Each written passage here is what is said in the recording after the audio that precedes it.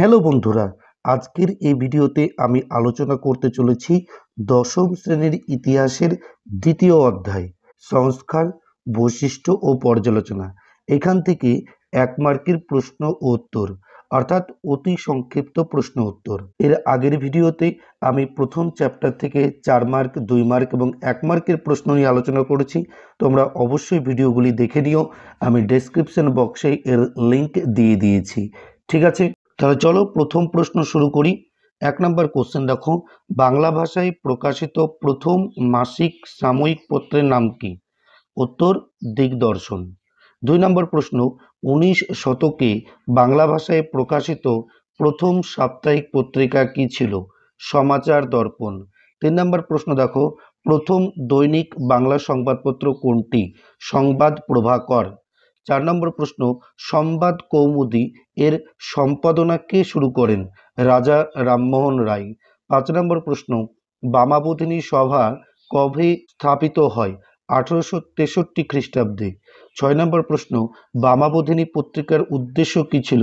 স্ত্রী শিক্ষার প্রসার ও নারী জাতির উন্নয়ন। 7 নম্বর প্রশ্ন, কত খ্রিস্টাব্দে হিন্দু প্যাট্রিয়ট সাপ্তাহিক পত্রিকার আবির্ভাব ঘটে? 1853 খ্রিস্টাব্দে।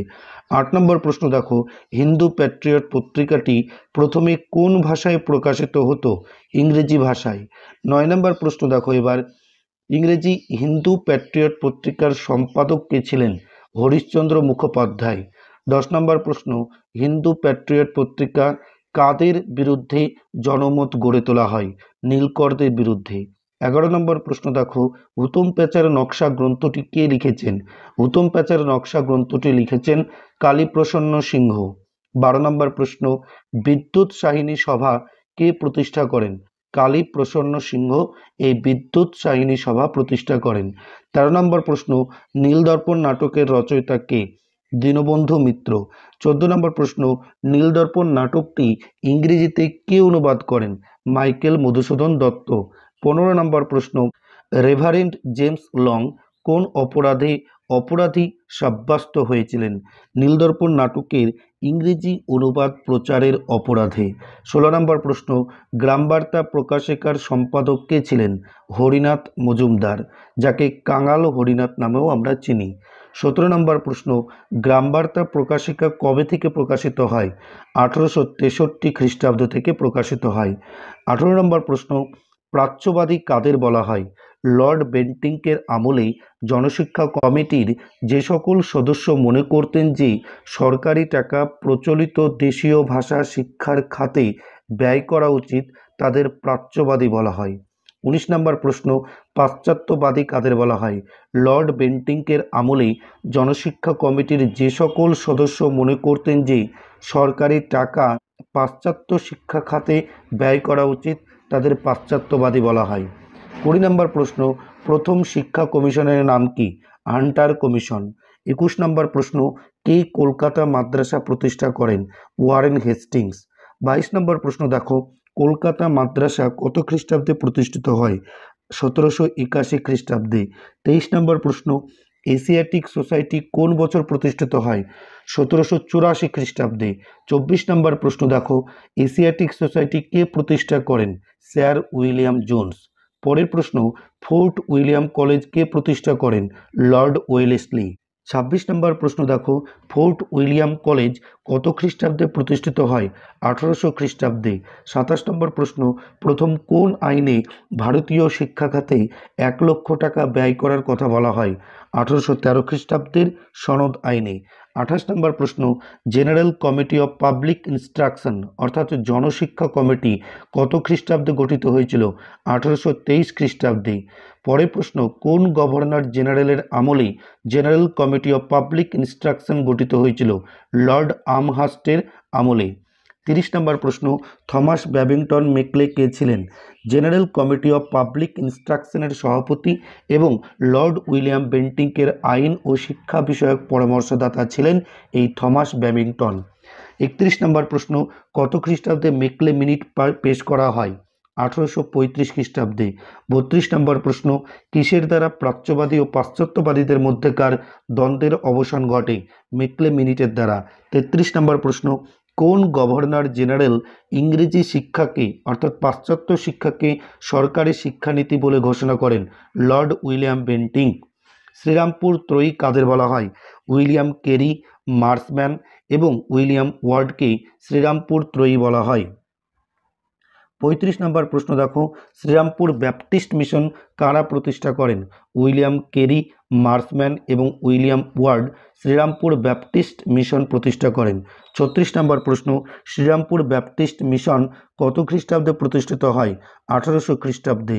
37 নম্বর কোশ্চেন, কোন বছর হিন্দু কলেজ প্রতিষ্ঠিত হয়? 1817 খ্রিস্টাব্দে হিন্দু কলেজ প্রতিষ্ঠিত হয়। 38 নম্বর কোশ্চেন, হিন্দু কলেজের বর্তমান নাম কি? প্রেসিডেন্সি বিশ্ববিদ্যালয়। 39 নম্বর কোশ্চেন, পটলডাঙ্গা একাডেমির বর্তমান নাম কি? Hair school. 40 নম্বর প্রশ্ন, কলকাতায় হেয়ার স্কুল কে প্রতিষ্ঠা করেন? David hair.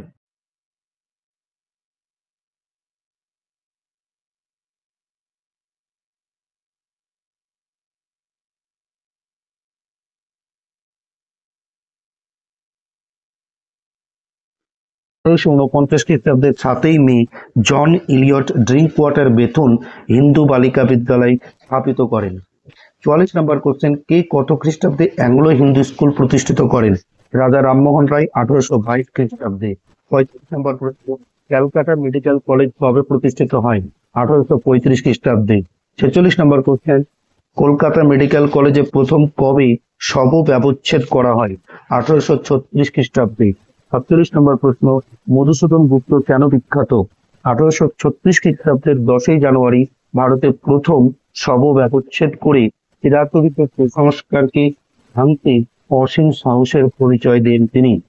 48 নম্বর কোশ্চেন, কলকাতা বিশ্ববিদ্যালয় খ্রিস্টাব্দে স্থাপিত হয়? 1857 খ্রিস্টাব্দে। 49 নম্বর প্রশ্ন দেখো, ব্রাহ্ম সমাজ কে কত খ্রিস্টাব্দে প্রতিষ্ঠা করেন? রাজা রামমোহন রায় 1828 খ্রিস্টাব্দে 20 আগস্ট। 50 নম্বর প্রশ্ন, ব্রাহ্ম সমাজ কে কত খ্রিস্টাব্দে প্রতিষ্ঠা করেন? রাজা রামমোহন রায় 1830 খ্রিস্টাব্দে। 51 নম্বর প্রশ্ন, আত্মীয় সভা কে প্রতিষ্ঠা করেন? 1815 খ্রিস্টাব্দে প্রতিষ্ঠিত হয় এবং কে প্রতিষ্ঠা করেন? রাজা রামমোহন রায়। এই আইন কত খ্রিস্টাব্দে পাস হয়? 1872 খ্রিস্টাব্দে। 54 নম্বর প্রশ্ন, সতীদাহ প্রথা নিবারণ আইন কত খ্রিস্টাব্দে পাস হয়? 1829 খ্রিস্টাব্দে। 55 নম্বর প্রশ্ন, সতীদাহ প্রথার সতীদাহ নিবারণ আইন কে পাশ করে? Lord William Bentinck. আধুনিক ভারতের জনক কাকে বলা হয়? রাজা রামমোহন রায়কে। 57 নম্বর প্রশ্ন, রাজা রামমোহন রায় কোন পত্রিকায় সতীদাহ প্রথার বিরুদ্ধে জনমত গড়ে তোলেন? সংবাদ কৌমুদী পত্রিকার মাধ্যমে। 18 নম্বর প্রশ্ন, ডিরোজিও কে ছিলেন? হিন্দু কলেজের তরুণ শিক্ষক এবং নব্যবঙ্গ গোষ্ঠীর নেতা। 59 নম্বর প্রশ্ন, নব্যবঙ্গ বা ইয়ং বেঙ্গল কাদের বলা হয়? ডিরোজিও ও তার অনুগামীদের নব্যবঙ্গ বা ইয়ং বেঙ্গল বলা হয়। 8 নম্বর প্রশ্ন, কোন বড়লাটের আমলে বিধবা বিবাহ আইন পাস হয়? লর্ড ক্যানিংয়ের। 61 নম্বর প্রশ্ন, রামমোহন কবে বেদান্ত কলেজ প্রতিষ্ঠা করেন? 1825 খ্রিস্টাব্দে। রাজা রামমোহন রায়ের মৃত্যুর পর কে ব্রাহ্ম সমাজের নেতৃত্ব দিয়েছিলেন? দেবেন্দ্রনাথ ঠাকুর।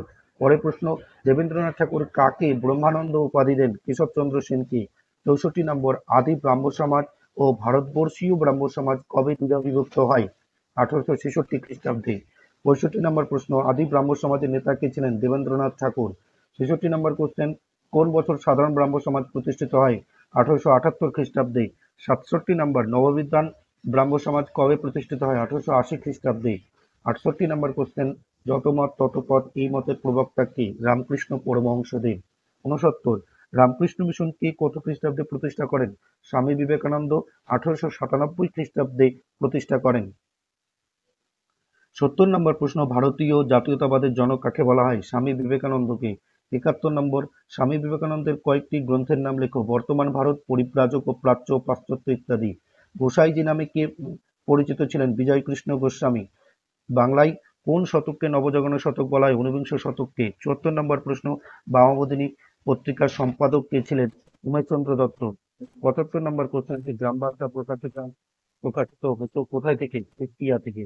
ভিডিওটি ভালো লাগলে অবশ্যই একটি লাইক করে দিও এবং বন্ধুদের মধ্যে শেয়ার করে দিও। আর এই চ্যানেলে তুমি যদি নতুন হয়ে থাকো অবশ্যই চ্যানেলটিকে সাবস্ক্রাইব করে দিও। ঠিক আছে বন্ধুরা, প্রত্যেকে ভালো থেকো।